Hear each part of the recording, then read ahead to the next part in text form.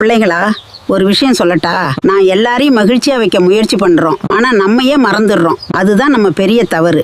யாருக்காவது பிடிக்கணும்னு நாம நம்ம மாதிரி இல்லாம நடக்கிறோம், அவர்களுக்காக மாறுறோம். ஆனா அது நீண்ட நாள் போகாதுப்பா. நீங்க உங்களை மதிக்கலைன்னா யாரும் உங்களை மதிக்க மாட்டாங்க. அது ரொம்ப சிம்பிளான உண்மை. ஆனா யாரும் கவனிக்க மாட்டாங்க.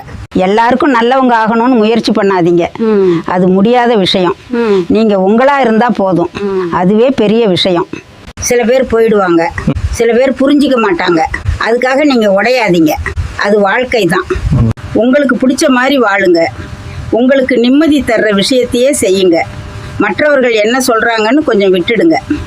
நீங்க உங்களை நேசிக்க ஆரம்பிச்சிங்கன்னா வாழ்க்கை மெதுவா மாறும், மனசு லேசா இருக்கும். அதுதான் உண்மையான சந்தோஷம். அதனால உங்களை நீங்களே மதிங்க, உங்களோட மனசை கேளுங்க. அதுக்கு பின் தான் உலகம், அப்பதான் நிம்மதி.